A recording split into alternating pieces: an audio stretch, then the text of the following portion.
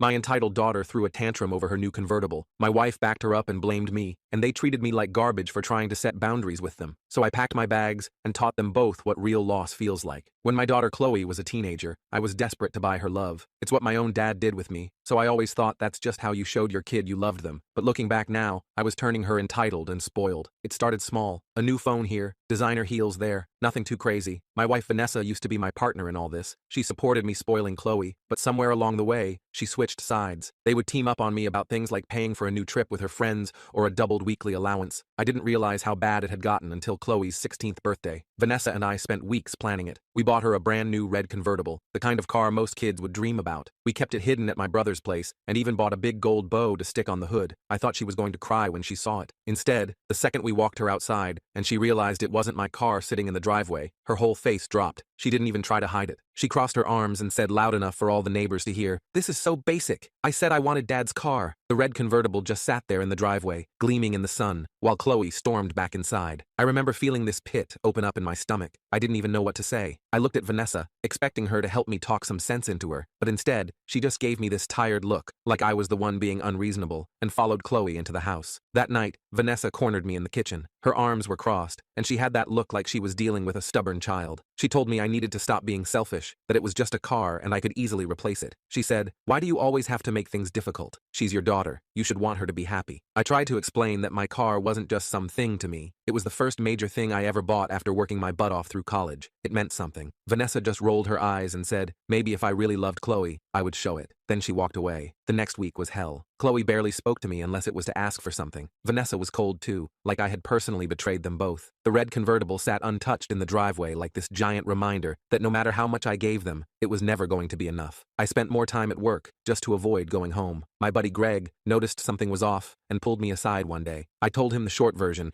and he just shook his head and said, "Man, what lesson are you teaching her if you give in?" That hit me harder than anything anyone had said. The final straw came a few days later. I came home late after a long meeting. I walked through the front door and immediately knew something was wrong. My sedan was not parked straight in the driveway like it always was. It was crooked and way closer to the bushes. My heart started pounding before I even got close. When I did, I saw it. A long, ugly scratch down the side of the passenger door. I rushed inside and found Chloe sitting on the couch like nothing had happened. I asked her what happened. She didn't even flinch. She just shrugged and said, "Well, if you weren't being such a jerk about it, I wouldn't have had to take it myself." I was so stunned I could barely get the words out. I looked at Vanessa thinking she would at least be upset about the damage, but she just defended Chloe. She said, "It's just a stupid car. Why do you care more about that than the fact your daughter ended up okay?" I swear something inside me just snapped. My hands were shaking. My chest hurt. I told them both to sit down because we were going to have a real conversation whether they wanted to or not. I told them about what that car meant to me, and when I did, Chloe looked